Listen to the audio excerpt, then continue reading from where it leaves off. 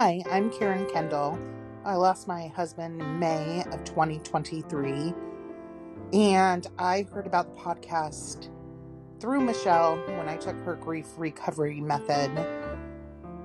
And one of the things that I just love about this podcast is it gave me an outlet for basically being around people who understood what I was going through. I'm 46. And the only other widows I knew were people in their 70s and 80s. So it didn't feel like I had somebody to connect to. So when I was able to listen to that, it gave me something to feel like other people understood. There were also a lot of guests that would say things that I was feeling, and I didn't feel so out of it or crazy, what you might say. I really appreciate Michelle and Mark for all that they do, and they've inspired me to try to start something locally. So thank you, and I appreciate you.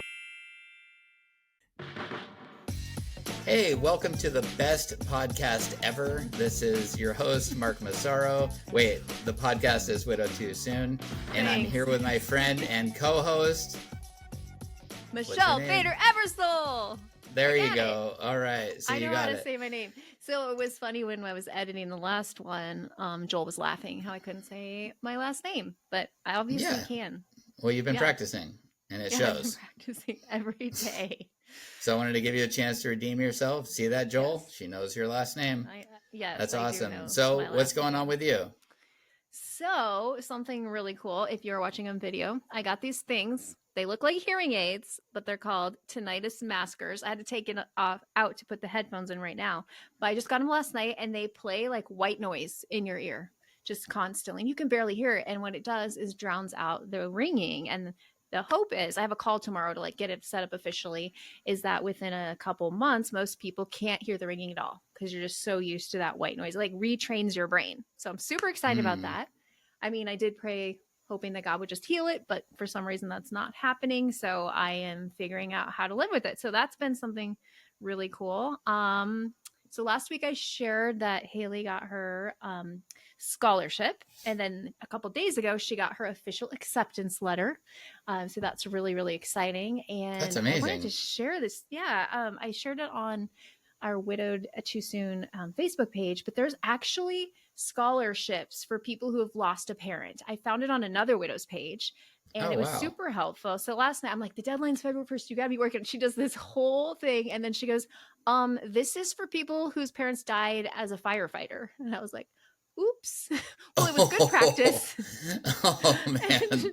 I'm like, I should have read that a little more careful, but she wrote this great essay. I'm like, you'll be able to use that for another one. But there is another really great one where, and it's up to $10,000 a year, where you just share a video or an essay of like how the death of your parent impacted your life and then what you want to do with your future. So I think she has a pretty good chance at that one.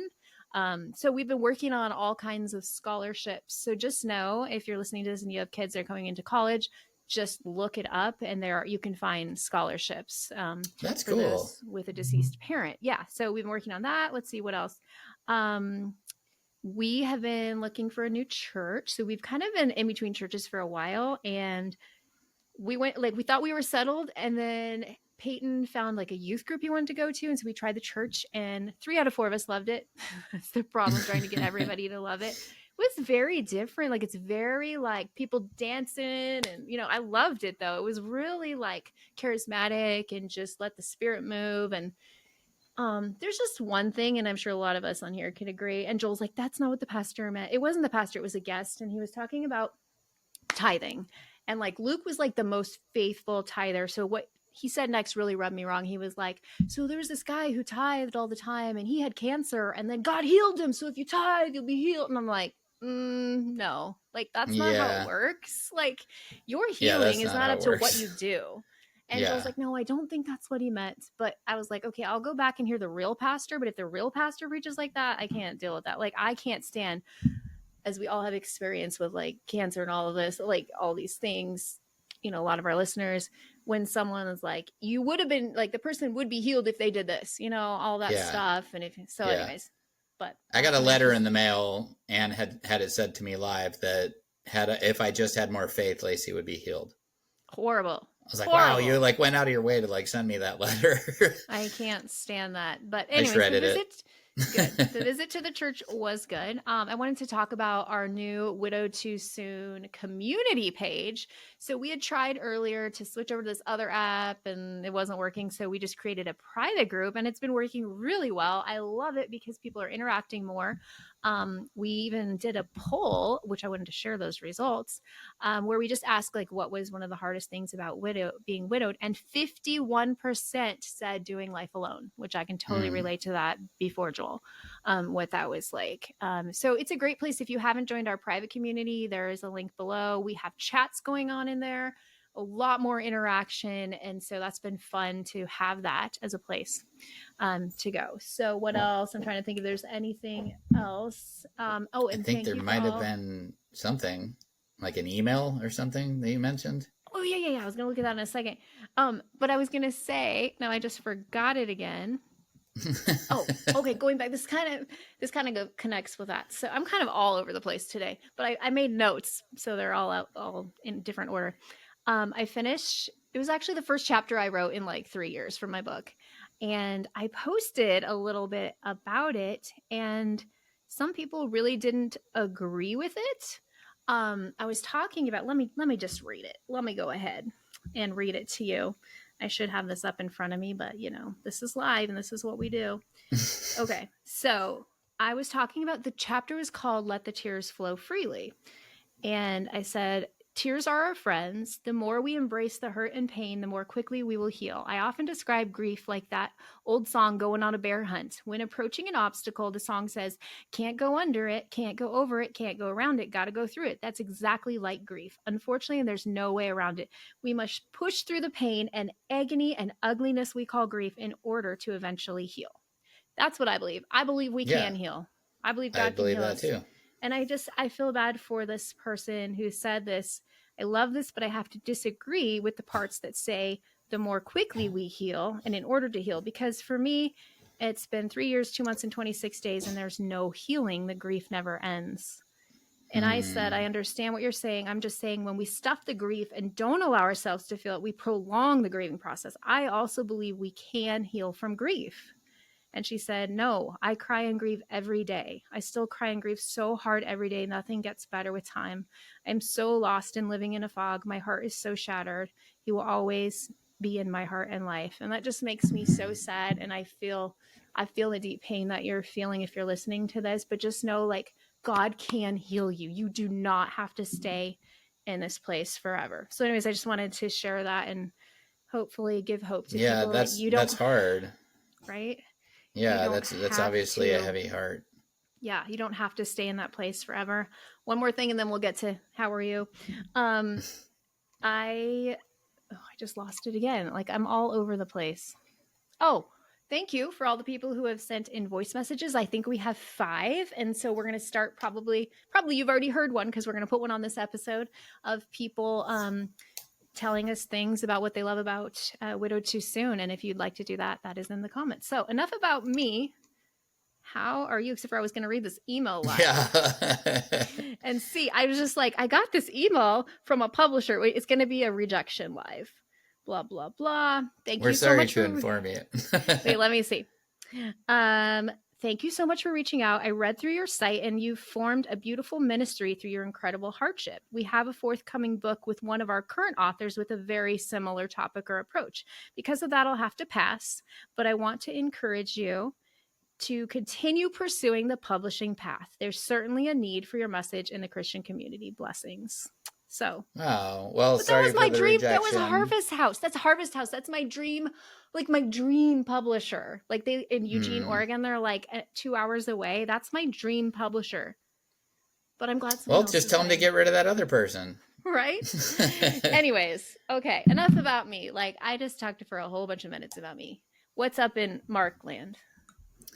Just stealing what you say. Nothing. No, literally nothing. No, I've just been working a lot. I don't really have anything to report since the last time we recorded.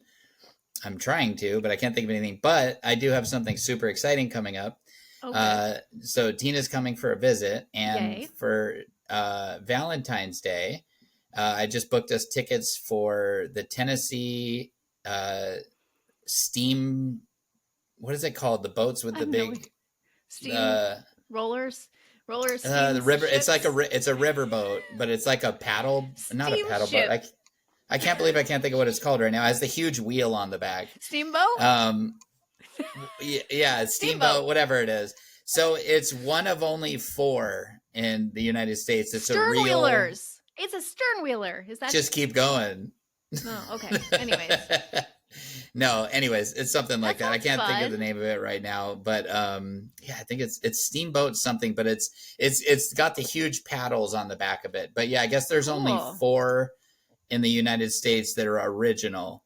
Nice. That would be And fun. so it's going to go on the Tennessee River, and it's like a really nice dinner all set up for like Valentine's Day. And so I'm super excited about that. That should be fun. Got a babysitter. So this will be only our Nice. second time hanging out while having a babysitter. Really? So yeah. Wow. That'll So be there's always awesome. kids, always.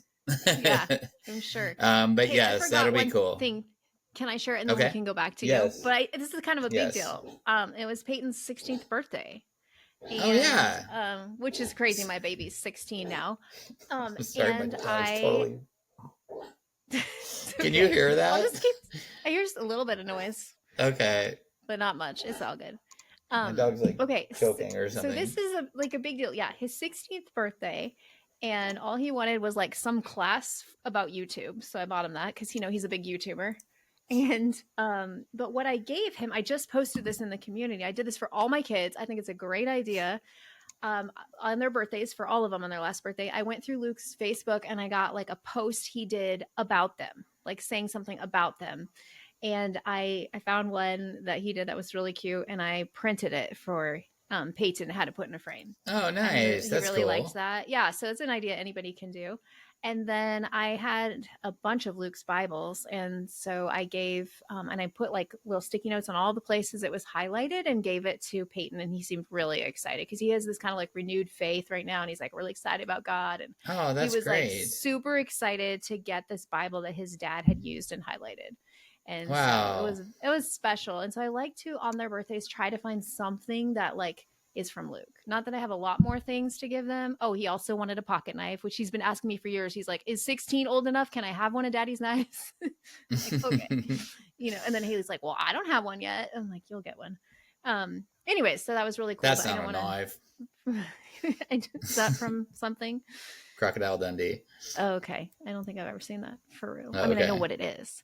Anyways, I didn't want to forget to talk about his birthday because Yeah, totally.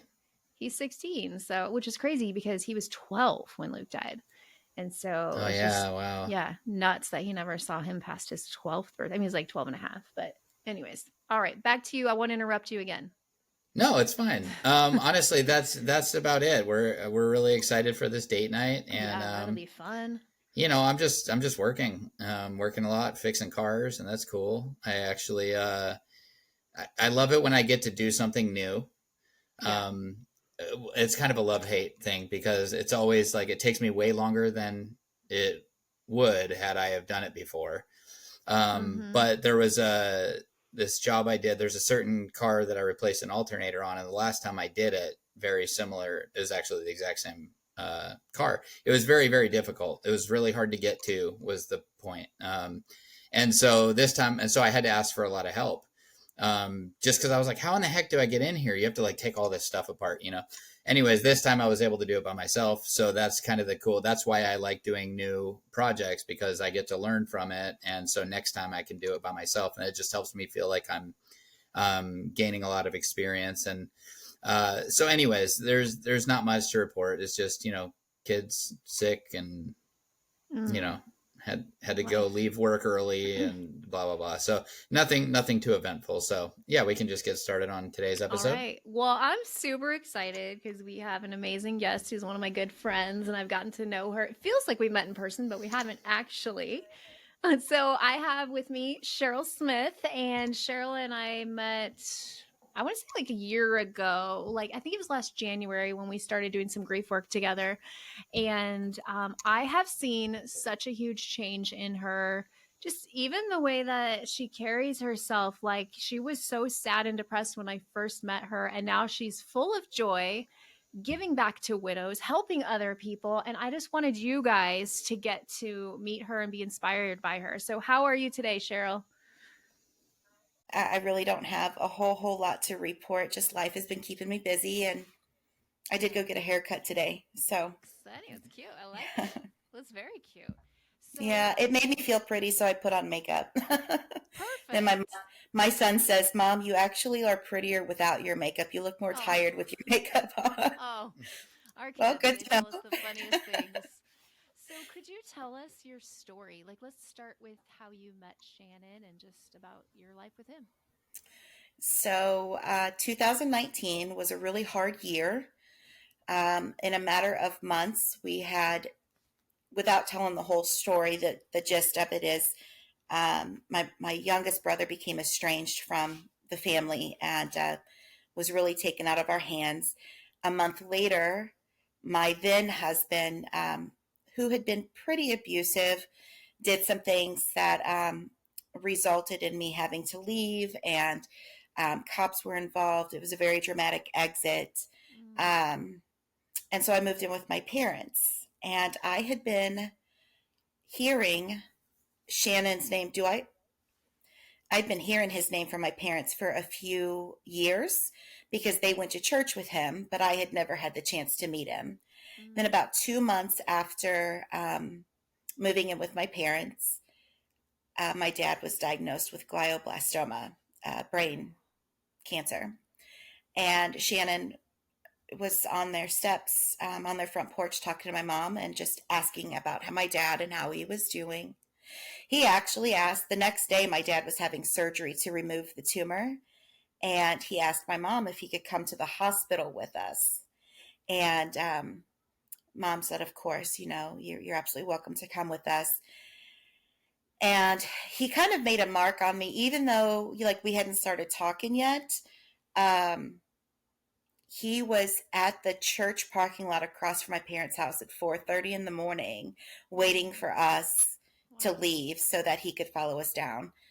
Um, so when he showed up, when he was there at my parents' house that day, my mom kept insisting that I give him my phone number so I could keep him, updated as to how my dad was doing. And my ex-husband was really very clear that you don't look a man in the eyes when you're talking to them. It means that you're sending a message that you don't necessarily want to be sending. So Mm, coming fresh off the separation, and I wasn't in my divorce yet, I sure didn't want to be sending this message. And I remember I just kept looking at the ground anytime he would talk to me or ask me a question or mm, anything, and argued with my mom for a bit about giving him my phone number. And she's like, "Oh, you're the family caretaker, you know everyone's going to be reaching out to you." So I finally agreed. And what's funny to me is the whole time I was not looking at him, trying to like not give any mm, signals, not because I wasn't attracted to him. I thought he was very attractive, but I just didn't want to send that message. Looking at the ground and not making eye contact with him, I'm thinking I'm not giving the wrong impression. And he's thinking, oh, she really likes me. So it was just kind of funny. Um, and so we started dating about 3 days after that day. He text messaged me, and then he called me, and then he called me, like he hung up and called me so fast. I remember I didn't even put my hand down from the first phone mm. call. And he just started talking, and I honestly don't remember what he said because I thought, oh, you've embarrassed yourself. You've thrown yourself at this guy. Now, mind you, I hadn't. I hadn't Mhm. done anything, but in my head, I had given some secret signal that said, I was after him, and I was trying to just save my face from being embarrassed. And so I have no idea what he said. All I really remember about that phone call is him saying, "Do you know what I'm trying to say?" And I Mm, said, "Oh yeah, you're just worried I'm developing feelings for you and you don't want me to have them." And he goes, "No, I want you to have them." And then I turned into a 12-year-old. I was just, and that's all I could say. So that Friday, he worked over the roads. That Friday, he came home. He picked me up. We went riding around, and we were really just inseparable. Even while he was working over the road, my dad was a police officer, and he really had his bluff in on his kids. So I never attempted sneaking out of the house or like that. I knew better. And I was 39 years old the first time I ever snuck out of my parents' house to sneak into their backyard. He had come home during the weekends, and we'd sneak into the backyard and put a little pallet down and just lay there under the stars talking, and I convinced my mom, I'm a teacher, and I convinced my mom that I had like monthly professional development meetings I had to go to in Kansas City. And so I'd leave school at 3. I'd get to Kansas City at 7, and then turn around and leave Kansas City at like 3 in the morning to get back to school by 7 the next morning. Oh, wow. And then the next week he would drive from Kansas City, come spend a few hours with me, and then turn around and go back. And we just really became inseparable. And coming from the marriage that I had to where I was constantly feeling like I had to do things to prove my worth or value, to a man who loved me just because I was me, I still can't believe it. I had such a good relationship. I didn't know life could be so good. So we kind of went on like that. And then 2020 hit, and that was COVID. And so his job, everything shut down. So he was home a lot. And we did pretty well. I was, schools were shut down. He was shut down. We were able to spend a lot of time together, with him living right around the corner from my mom. My dad had passed away a few weeks after his diagnosis. So we were local to take care of my mom.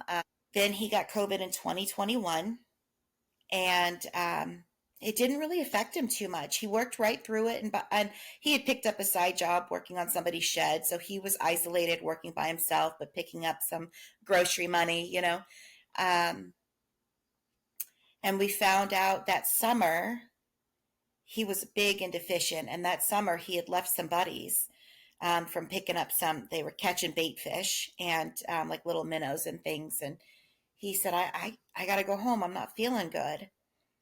And I knew something was big then whenever he came home from fishing, because he just didn't do that. I'd like to say that that's how I snagged him, because the beginning of our relationship, when my dad passed away, we're country people. We had fish fries all the time growing up. And he had went out and caught a bunch of fish to do this fish fry memorial service for my dad.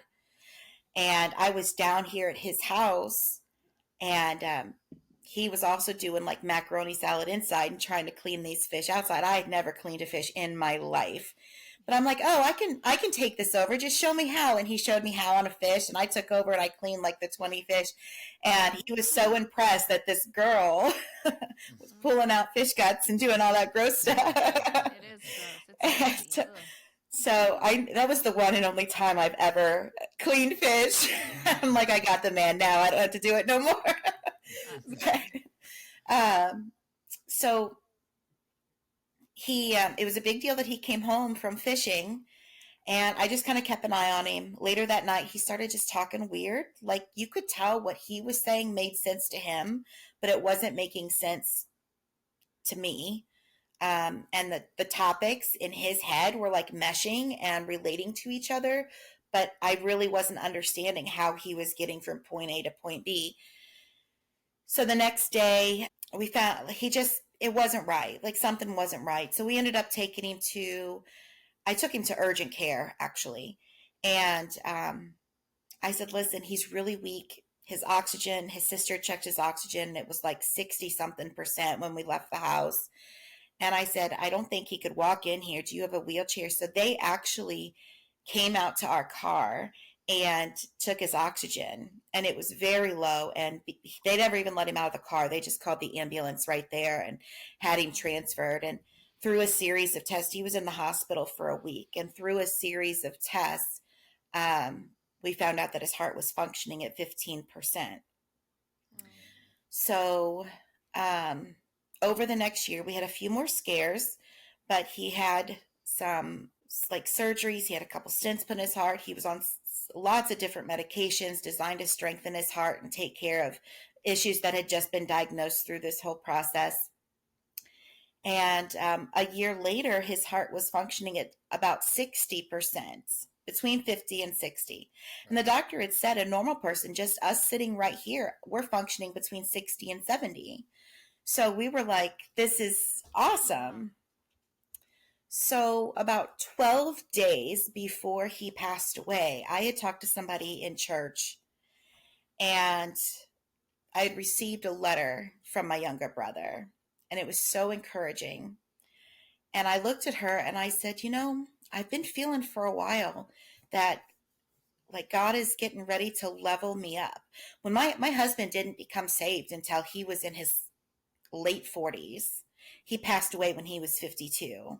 So, but for him, it was like a light switch. Like it just, he got it and he got it immediately. I was baptized when I was like 13 years old, and I've been like a pressure cooker or a crock pot. It's just getting lukewarm, and you know, like it's just been building my whole life. And I told her, I said, if you think of Christianity as like a video game, like when you first start out, you know you believe, but you're not good on scripture. You don't know the stories. You can't really back it up with why you believe. You just know that you're onto something, right?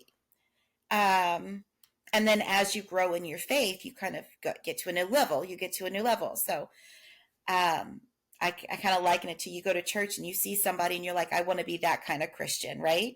So I told her, I feel like he's getting ready to level me up, and I don't know what that means, but I'm like, I'm really excited about what he has in store for me. Like to think that I could be leveled up to the point that he's using me for his will, right?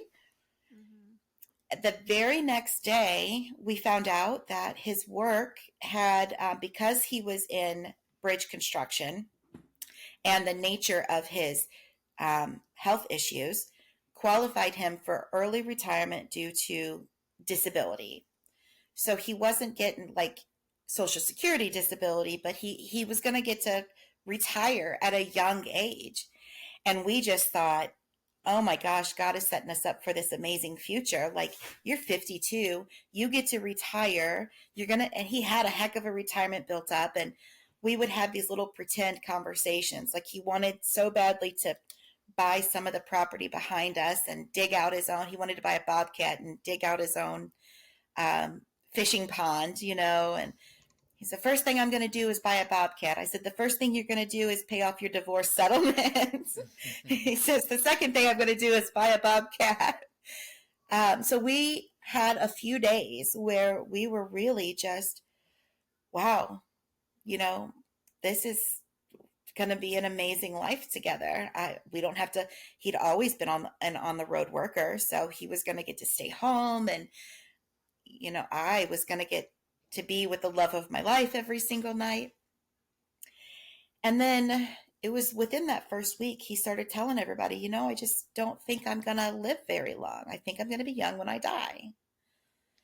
And 2 nights before he passed away, he looked at me. I used to tell him that we were like Noah and Allie in The Notebook.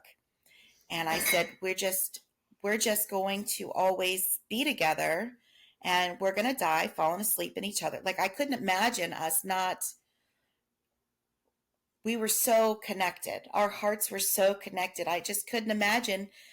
Obviously, when he took his last breath, I was going to be laying in his arms, and I was going to take mine too. Like, that's the way it was supposed to work out.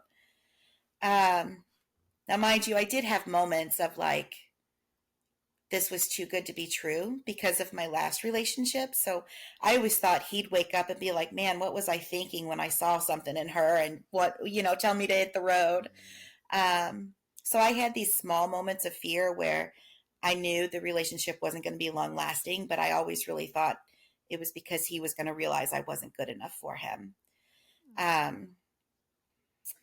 So a couple nights before he passed, he said, baby, he said, I just don't think I'm going to last very long. And a teacher, I've got a teacher's voice, and I never threw my teacher's voice at my husband. And I looked at him and I said, stop it.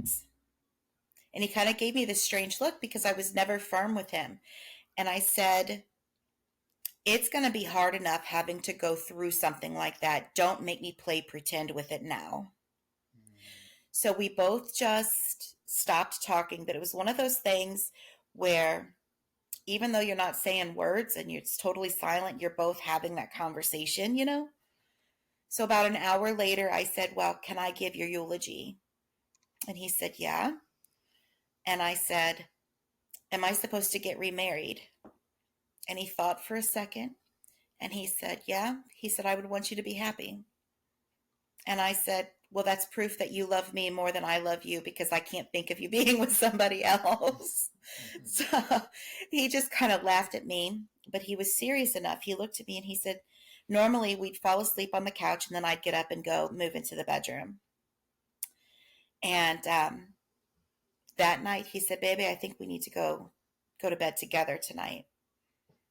And he did. He came in there and he just held me. I remember his face on the side of my face, and I was just rubbing his beard, and we just let our hearts speak to each other. I knew he was just telling me he loved me. The next night was kind of the same. I woke up on Friday morning, September. We ended up getting married October 30th, 2021. And I woke up September 30th, and he was still asleep on the couch, but the way he was laying, he didn't seem comfortable. So as I was getting ready for work, I woke him up. I said, come on into the bedroom. I said, you're going to be more comfortable in here. I helped him get his clothes off, got him laid down in bed, gave him his morning medicine. And my husband always called me a bad mother. And that was like the greatest compliment in the world. And that morning he says, baby, you're a bad, you know what I'm trying to say. I said, yeah, I know what you're trying to say. And I told him not to worry about the kids, not to worry about the supper. I'm like, you just rest. I could tell he was very tired.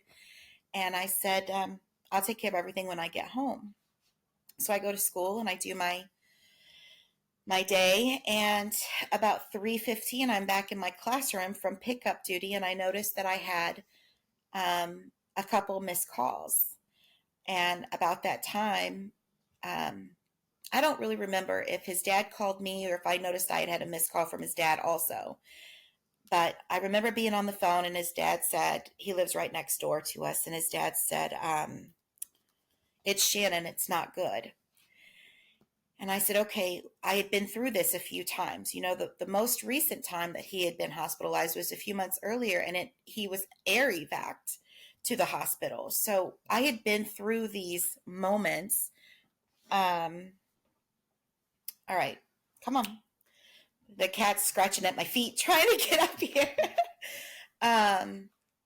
So I tried not to freak out, but I rushed out the door and I started on my way home. And there's this dirt road that connects the town that I work in to the main road of the town that I live in. And so I took this dirt road shortcut. And as I get to the stop sign, there's a white car. And I remember just thanking God that this white car was on that main road to get in front of me, because I knew I'd be driving crazy. And I get about 10 minutes or so halfway into my ride home.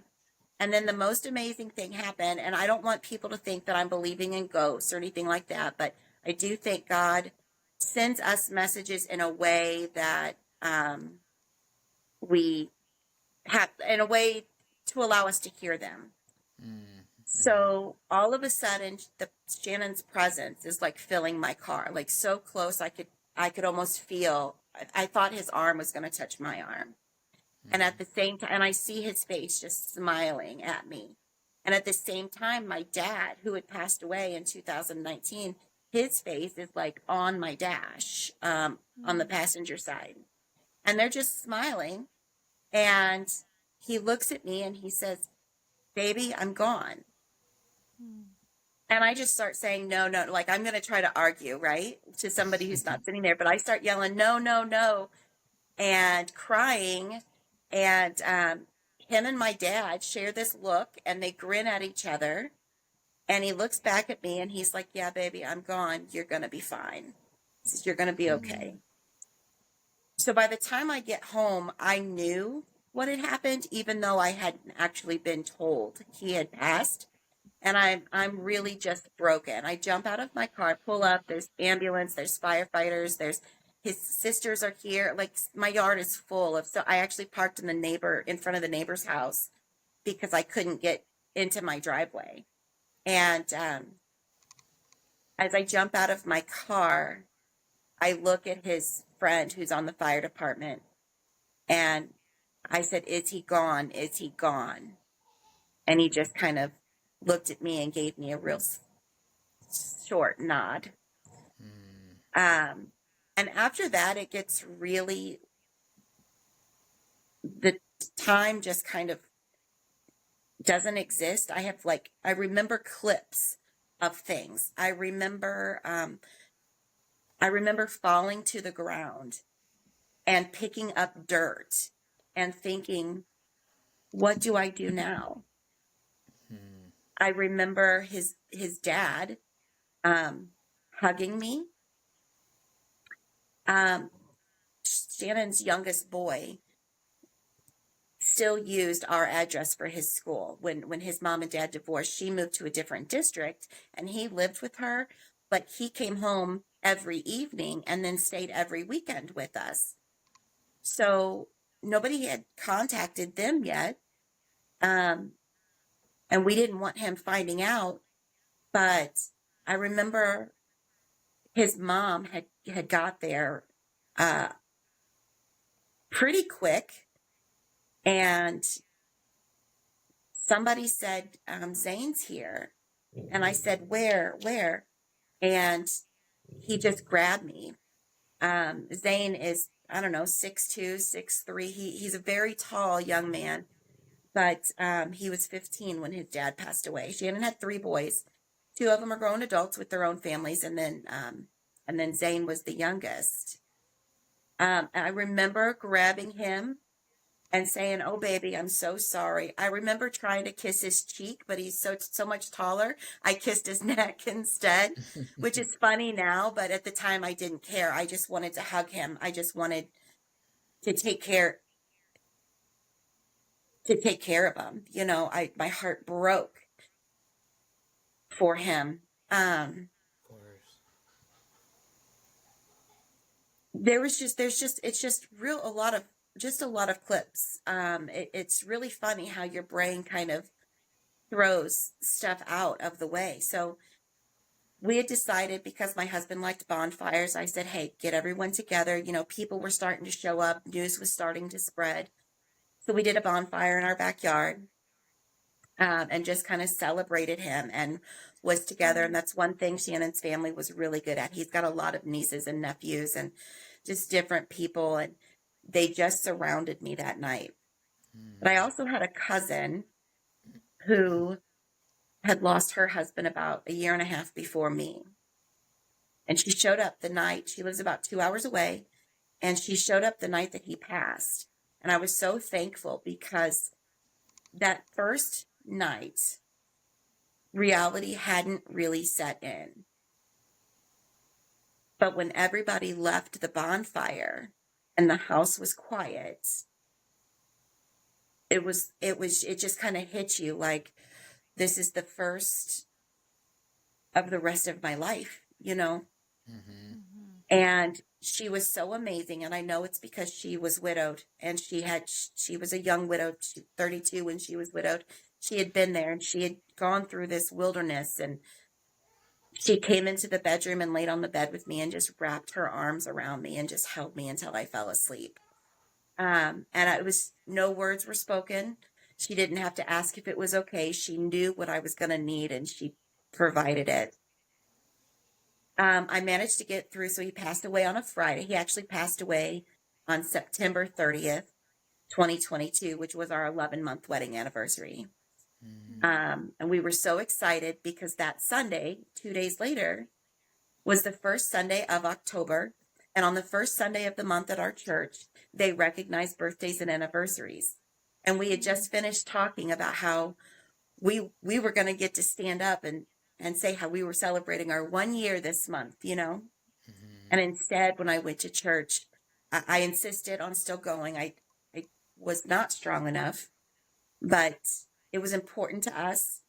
And so I went to church that Sunday and stood up, and I couldn't hardly choke out the words. I broke down crying when they came to me, but I knew I had to do it because I wasn't just doing it for me. I was doing it because it was important to my husband too.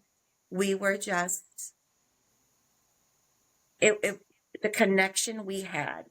Like I said earlier that we joked, like I joked with him about being Noah and Allie from The Notebook, right? And it wasn't really a joke. My brain was kind of split in that we had such a connection. I really believed we were going to die together someday.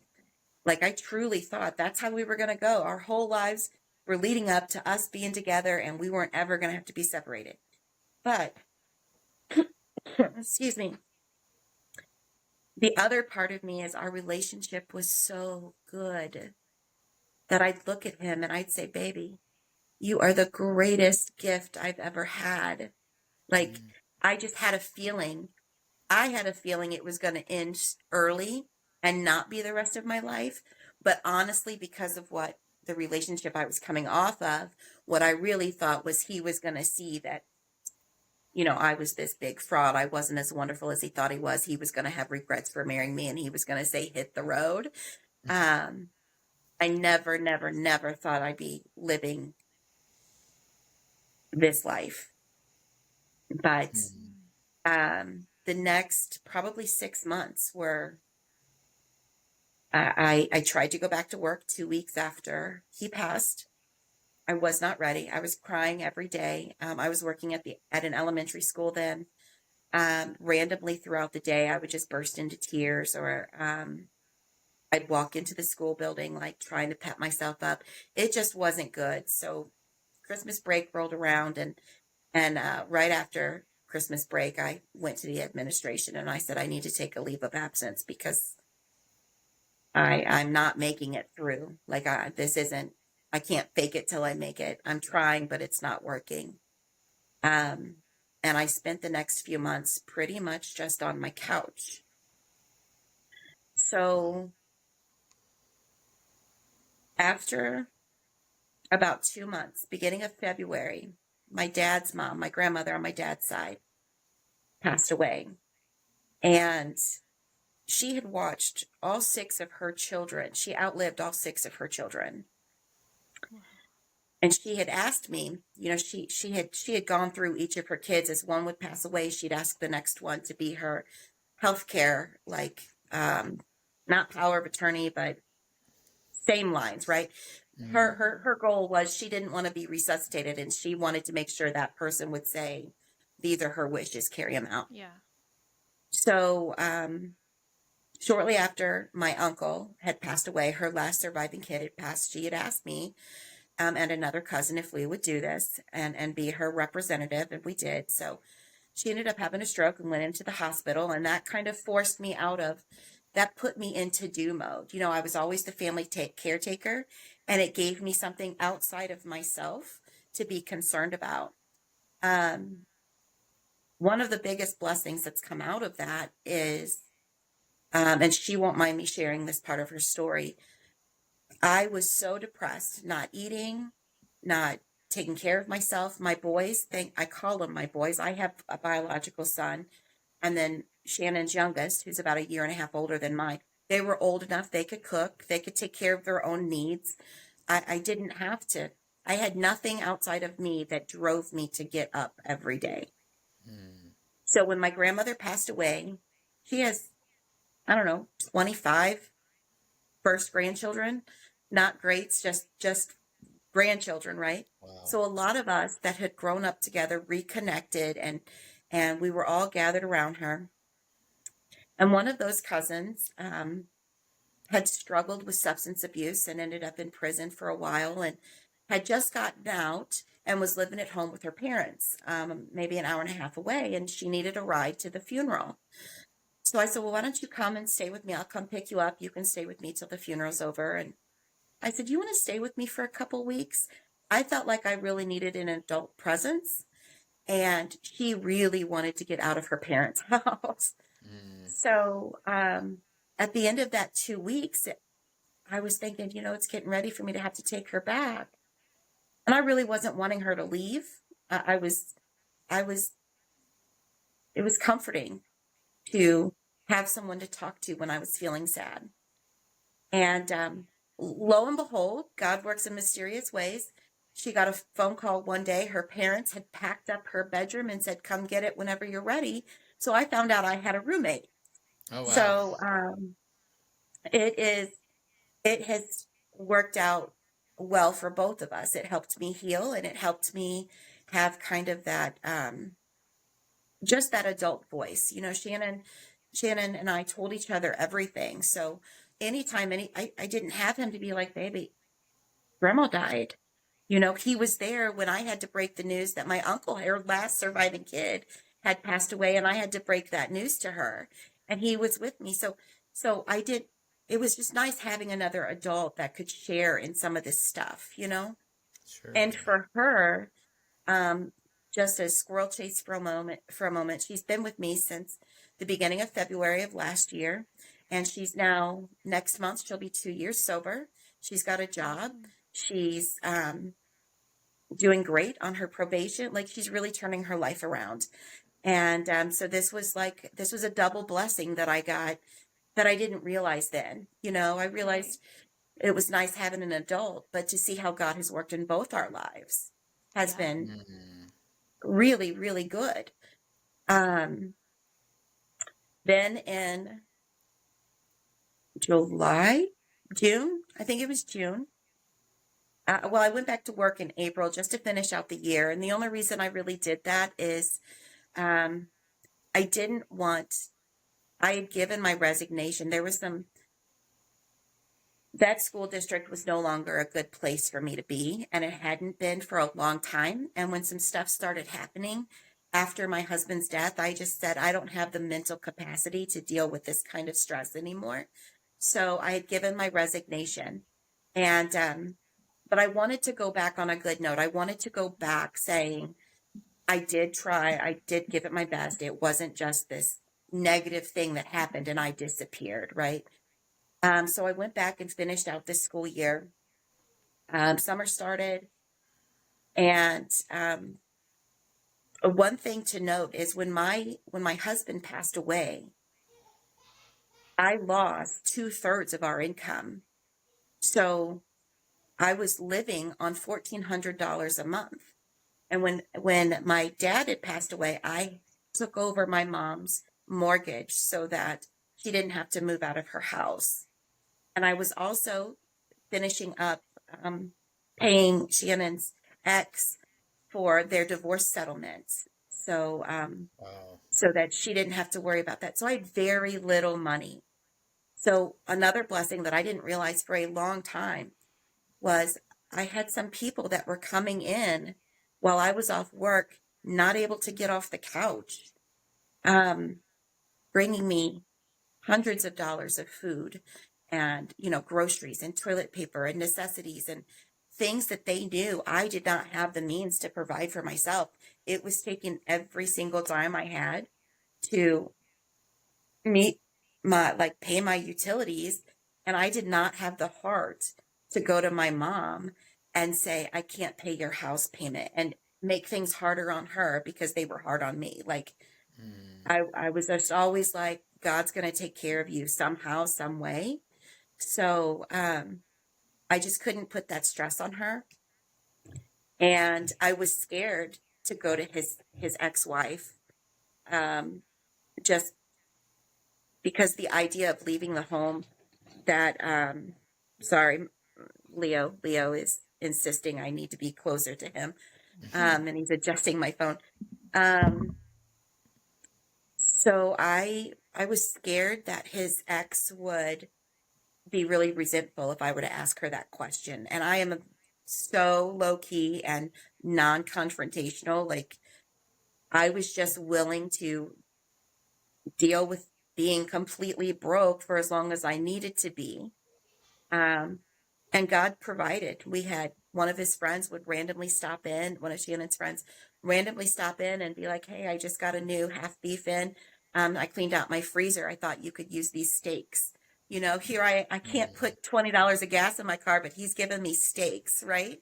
Yeah, that's Another awesome. friend, they took up collections at work to make sure that I had, just staples in the house and things to be able to take care of my boys and laundry soap. And she was also not only taking up collections, but while these months were dragging on, she was taking hundreds of dollars out of her own pocket to make sure I had what I needed every month. So he was completely taking care of us the whole time.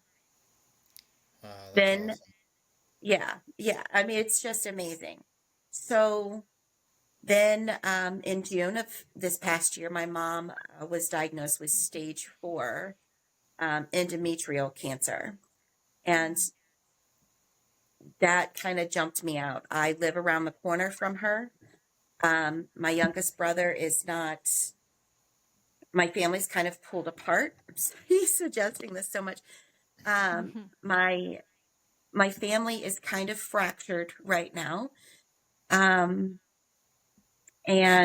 my oldest brother and I and another relative are doing what we can to make sure she's taken care of.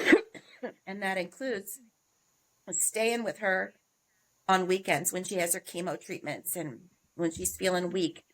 Tonight I have to go get a mouse out of her tub drain. Mm-hmm.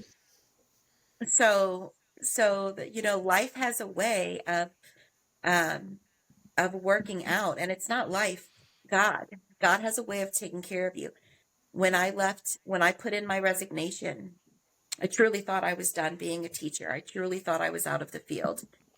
And through lots of encouragement from the greatest friend I've ever had, she said, you need to apply at this district. I just applied and got hired. It was the only school district I applied to because I had zero interest in working as a teacher. I was done. I was burnt out. And that's, God was calling me to do something, but I knew it wasn't in education. And I ended up getting the job, got an interview, got the job. It has been amazing I'm in a high school. My son started as a freshman this year. He's in high school this year. I get to take him to school with me. So while my son's Oh, that's going through high awesome. school, I get to teach high school students. I've watched my son's self-confidence and self-worth just skyrocket. It's a bigger school than what we come from. There's more diversity, and he has his people there. He's found his people. And they have been nothing but supportive of me. And even as late as November, I had to leave work, a professional development day. We do team building activities. And the team building question was, if you could live in another time period, or if you could live at another time, when would it be? And my brain immediately went back 2019 when I met my husband. Those whole 3 years, that's where I would stay, And I just burst into tears. I was trying to be brave, but I ended up leaving work because it got me. It just took me Yeah. over. That was the last big moment of grief that I've had. And what's really amazing about that is here we are, beginning of February. And this is the first, with the exception of the 3 years I was with Shannon, from dating him to losing him. With the exception of that time, I've always suffered from like wintertime depression, really strong depression, very unmotivated, do a lot of couch surfing, get real negative in my head. But this Christmas, well, I have to back up for a little bit. One of the things that Shannon and I did was he was kind of estranged from his middle son. Not through anything real negative, just from their own misperceptions of each other. And when we got married, I, on the down low, reached out and got his middle son's phone number and said, hey, we'd like to take a trip, but we were wondering, can we come out and see you on our honeymoon, right? He lived in Colorado. And he agreed to it. So I told my husband, and it was the first time in like 5 or 6 years that he had sat down with his middle son and had a great visit, a great dinner. And we got them, I said, hey, why don't you guys come over? You come home at Christmas time. Why don't you guys work us in and come over for a quick Christmas? So that Christmas, which ended up being Shannon's last Christmas with us, Christmas 2021, was the first time in 9 years Shannon had all 3 of his boys at home at Christmas. And he also had 3 grandchildren. So he had his grandchildren, he had his boys, and it was just wonderful. So just before Shannon passed away, he said to me, baby, I know what you did for me. And I looked at him like he had 3 heads. I said, what do you mean? He's like, you gave up your honeymoon so I could see my boy. And I'm like, I didn't give up anything. Like, do you know how amazing it was for me to get to see you do that? Like, to see that all of this stuff was just in their heads and that they were father and son and they do love each other. And like, I was just flabbergasted that he thought I gave up something. No, I got everything. Are you kidding? So one of the other blessings is his boys, even his oldest adult boys, who I didn't have enough time to build a relationship with them when he was living, because they were grown and had families of their own, you know, and out of the house. But in his death, they're my boys. So I went from, you know, I'm biologically the mother of 1, but I have 4 boys. Yeah. And they came over this past Christmas, and I know I don't think they're ever going to realize how impactful that night was when they came over for Christmas. We had all of the boys, all of the in-laws, all of the grandkids. We had children laughing and people playing. It was like a Hallmark movie of people on the piano and playing songs, and kids are playing games, and somebody's riding a bike in the living room.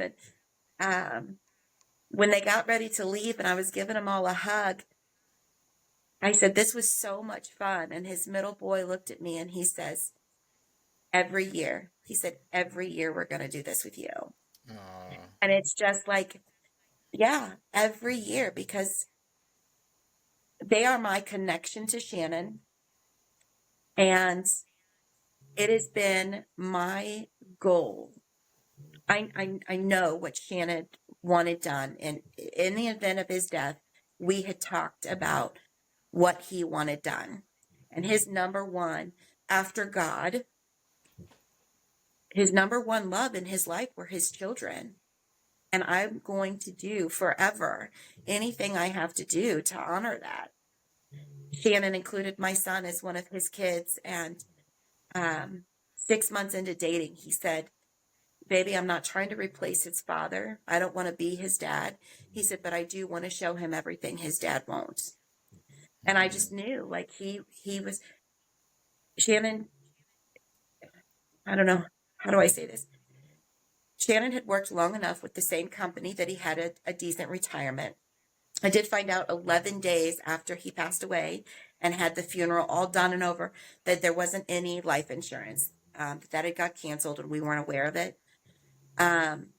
So in June of this past year, I received his retirement. Well, because Shannon and I had known, and it wasn't just what he told me he wanted. I made him write down what his wishes were. Because he had gotten sick, because I was so new into the family and being married, because I was looking at his death being a possibility, but hopefully last result. Hopefully it wasn't going to happen, but there's a potential there when you find out your heart's functioning at 15%. I wanted to make sure all the way back then that whatever happened, his boys didn't have to worry about the kind of person I was and how I was going to leave his dad's message.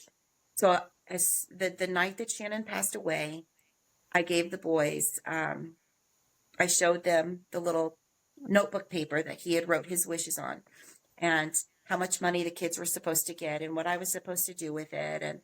And I had them all take pictures of it so that they knew, yes, they would know his handwriting, you know. And it's just amazing that God took me from a place where I couldn't afford to buy bread to being able to give thousands of dollars to his kids, set up a trust for his youngest, take the kids on vacation. Michelle did mention, you know, helping others earlier, but it's just, I've always had a servant's heart, and it has been an absolute joy. And I'm kind of in awe of, holy cow, I can't believe I've been poor my whole life. I know how to live broke and poor, right? So, but you're using me in a way to help others that I have never in my life been able to help before. I could help with my time. I could help with listing. And that stuff's very, very important. But to be able to come across a widow who didn't know her husband passed away unexpectedly of a heart attack, and they had no life savings, they had no life insurance, they had no way of being able to bear it. And the hospital said, you have 3 days to figure out what you're going to do with his body before we dispose of it. There was no way I couldn't help that person out. She needed to be able to have that closure for her husband. And right, wrong, or indifferent, I absolutely didn't even bat an eye. Yes, do what, you know, here's the money, honor your husband, and do what you need to do. I will always be like that if I see somebody in need. It's just the kind of person I am. But the fact that he's using me in this kind of way is just, I am dumbfounded. I've never had 2 dimes to, and I'm not rich by any means. I don't want to give that impression, but I don't have to live worried about how I'm going to put food on the table anymore.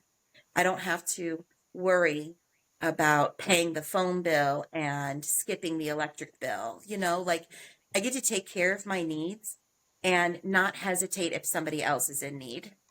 That's amazing. And And you know, that's it's not about, you know, being rich or poor or anything like that, but money very much amplifies who you already are. I That's believe. good. And so, you know, when you're a very generous person and kind-hearted, that will be amplified greatly when you're put in a position of being able to do that. So Yeah. I so think that's I awesome. did.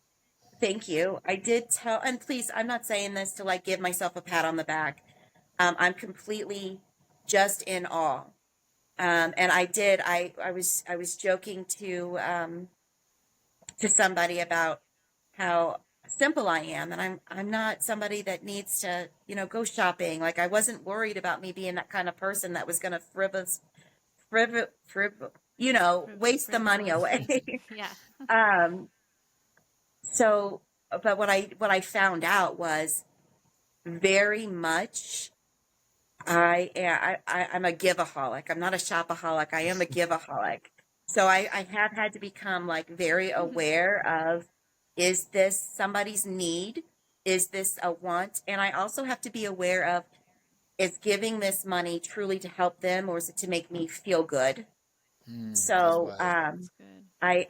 I have really I've really had to do some soul searching about the purpose, because the purpose, I want to always make sure that the purpose for me helping somebody in any fashion is to help them, not to make me feel good about myself and give myself a pat on the back, you know. Yeah, um that's awesome. Well, so I wanted to say like a lot of things about what you've been talking about, but like I had a front row seat to this journey you're talking about. Like you when I sure met did. you was when you were still not able to get out of bed very well. Yes. And just to see the transformation, you know, and you didn't have a lot of money, but we were able to give you a scholarship. And then what I Right. love is that you gave back to Widow Goals, to the ministry, so other widows could be blessed. And I really appreciated that so much. And just to see, like, yeah, see you helping that other widow and just all the things that I know that you're doing now, and to see your joy, which I knew from the moment I met you, there was joy inside of there. We just had to get her back. Like, she had been Right. buried under all of this, like, the weight Yes. of grief. And so I working with truly, you. I'm Oh, go sorry. ahead. I truly, truly believed that that person was dead and gone and was buried with Shannon. I did not think that that joyful, happy person that I had always been. I always was somebody that could wear a smile on my face. I thought she was gone. I didn't think she was coming back. But Yeah. honestly, it's been fresh because it was this over Christmas break. And as the winter has wore on, I've been waiting for that depression. I've been waiting for the grief. I've been waiting for that heavy hand, and it hasn't come. And every day I've got the smile, and every day I'm getting up and going to work, and nothing.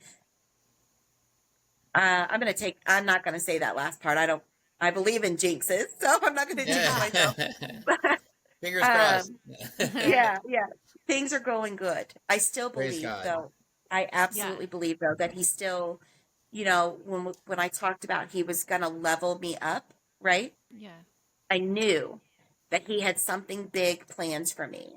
Yeah. And from the moment Shannon passed, that very first night, I was hearing him say, "Be still, just be still and wait. Be still and know I'm God." I knew he was telling me to just don't panic, just wait. So that really gave me the permission to feel that deep grief. Yeah. Leo, bud, you're really killing me here. So that helped me, but that has not left me. Like for a while now, I've had this idea of where I think he's leading me, and I've just not been super, super sure. I'm so sorry, guys. That's It's okay. just,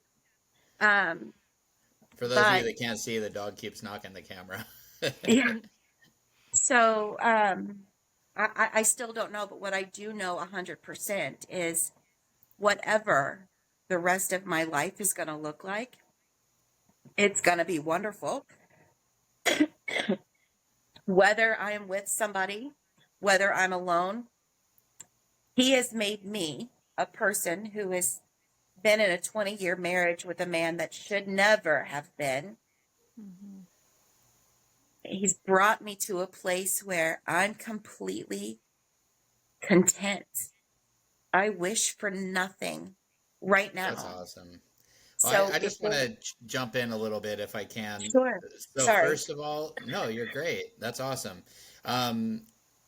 The power of what God can do is just so apparent in your story. Yeah. And I love your perspective and your outlook. You have a really positive attitude, and that really is a very powerful thing to have in life. I wanted to offer you a way to look at things instead of jinxes, that we do go through seasons of life, right? Oh, yeah. And so you should celebrate that you're in a good season right now, and that's awesome. And I think you, of all people, really know what it's like to be in these, obviously the dark season of the grief, but something that we didn't even really get into too much was your first marriage, your previous marriage. Being free from that and actually knowing what a really bad marriage looks like will give you so much gratitude and appreciation that you're not in that terrible, abusive, nasty relationship. That's just such a horrible thing. I've had experiences similar, nothing like that, but I just mean similar in the sense that I had something to compare to. I had a lot of terrible things happen that I have a deep appreciation that those things aren't happening to me anymore. And so it does give you this really great outlook on life if you allow God to like penetrate your heart in that way, to see the beauty that is in the world, even when things, like you said, when you're down on your finances or whatever it might be. Now, of course, we all go through grief. That's why we're all here. That's normal. But still, you've found your way out the other side, and it's just very commendable. And I just think you have a great attitude, and just keep going. and it's not a jinx, you might, but you know, we all might come into bad seasons, and Mhm. that's why it's so important to celebrate when we're in a good season, when our heart's in a good place, and praise God that you didn't Absolutely. have a cold and dark winter. That's awesome. That's Mhm. really cool. Yeah. So And yeah, thanks for sharing all that. That's what would great. you say? Sorry, I didn't mean to interrupt. You didn't. um, okay. What would you say has been the biggest things that have helped you get from like where I met you to where you are today? So, well, I really think your program helped me. Your grief recovery Mm, program helped me a ton. thank you. Um, I think realizing, so at the very beginning, I felt like I was supposed to act or behave a certain way. Like there were certain expectations. Yeah. Spouses die, right? Like put on your big girl pants, move on. The world keeps Yeah. going. And when I realized that I couldn't and allowed myself to say, you know what? It doesn't matter what people think. I have, I'm doing my best right now. My best Mm-hmm. right now was sleeping on my couch because I couldn't get myself into my bedroom. My best, that turned into when I wasn't sleeping really good, I was turning to other avenues to try to get a little bit of sleep, drinking every night, whatever. And, um, and that has turned into now nothing. Like I don't even need melatonin. I could fall asleep right now talking to you. Like Awesome. I can, it's all a process. So I would say that those realizations that what people think, what you think people think really doesn't matter. Like this is Yeah. your journey. Uh-huh. No story is, no, we're not in competition with each other and nobody's writing a script, so Mm, it's truly every single one. Yes, we all have the common factor in we've lost our spouses, but everything outside of that is yours. Yep. We might all share some common. Yes, it was hard for me to grocery shop. I remember breaking down at the milk aisle because I was going to grab chocolate milk and my husband loved chocolate milk. And I opened the door and realized he was the only person that drank it. And it completely mm, shattered me. Um, those kind of things, those common everyday things we might share, a lot of us might share. Um, but the real nuts and bolts of going through your grief and figuring out what it means to lose your spouse is completely your story. Nobody else was married to that person. You were. Mm-hmm. And nobody else knows your brain like you do and knows your capabilities like you do. And give yourself that permission to say what your limit is and be okay with it. Like let go of the what ifs or unspoken expectations or fears. Like let go of that and let Mm-hmm. God. That's awesome. that's Let great. God. Yeah, and I also was, it's. Oh, I'm sorry. Go ahead. no, I'm sorry. I told you, Mark, tied down the middle, loose at both ends. Um, No, that's no I know problem. early on, I literally like, again, I don't believe in ghosts, but I was not able to get myself, I was just bawling, laying on the couch, just so broken. And I'm telling you, Jesus was right there. He was kneeling on my living room floor and he just wrapped me in his arms. And even though my physical eyes didn't see him, right? My heart did. I could tell you what he Mm-hmm. looked like. I could tell you what he was wearing. And I could tell you that he hugged me until I fell asleep and slept through the night. Like, truly, truly let God. He's going to take care of you. Jesus loves us so much. And he is absolutely let go of everything that you think you're supposed to do and just let God take care of it for you. Oh, Mm, that's awesome. Yeah, I so love good. that.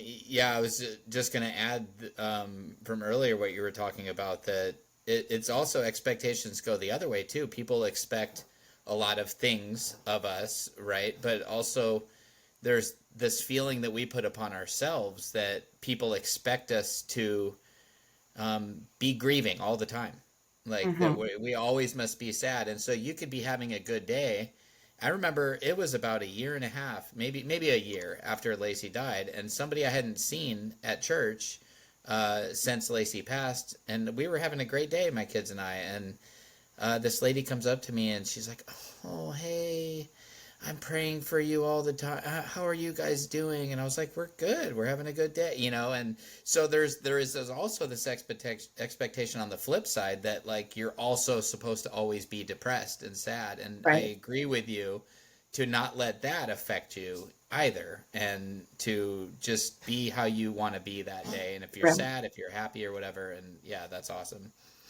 It's good. Well, I really appreciate you coming here today and sharing your story. I know that you're going to inspire a lot of people. So we really, really appreciate you. Before we wrap it up, is there anything else you wanted to share? I don't want to cut you off if there was something else you wanted to share. The only thing I'm going to say is, and this is kind of funny, but I know you guys always ask, what do you think about dating? Yeah. So what do you And think I'm about just dating? going to say, make sure you're ready. I'm just going to say, just let God handle everything. There you Just go. let God handle everything. That's good. You'll save yourself some shame, embarrassment, and extra baths if you just let God take care of everything. That's good. You will That's good feel, advice. yeah, it's just let God take care of it. I think that's Yes. great advice because Yep. I learned from experience when I think I can control things, that's when I mess things up or Yes, whatever, you know. Yep. yes. Yep. So yeah, that's great. Totally. Yeah. Well, thank you so much. Well, Mark, would you like to wrap us up in prayer? Sure. Yes. All right. Thanks for being here, Cheryl.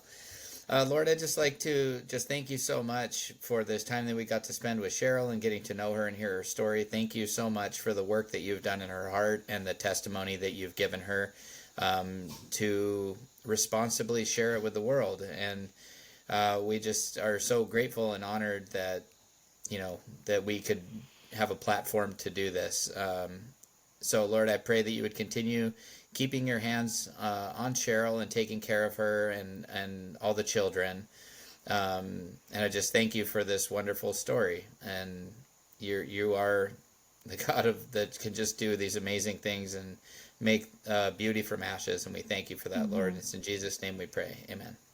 Amen. If you Amen. like this podcast, give it a little bing, 5 stars on Apple Podcasts, wherever you listen. If you have an extra moment and you want to review it, that helps us. New thing, and Cheryl, I just heard yours today. It will be played soon. We have this place called SpeakPipe where you can record a message. I think we have 5 or 6 ready to go on the episodes. We'd love to hear from you. If Widow, what's this podcast called? Widow Too Soon. Oh, I had like widow goals in my head, all the things. If Yeah. it has impacted your life in any way and you want to share that, we'd love to play your little voice clip on an upcoming episode. And like we talked about in the beginning, if you want to join our new private community, we'd love to have you there. Links down below. If you want to be a guest, below, blah, blah, blah. All the links are down there. So thanks for being with us. And we'll see you next time. Bye. God bless.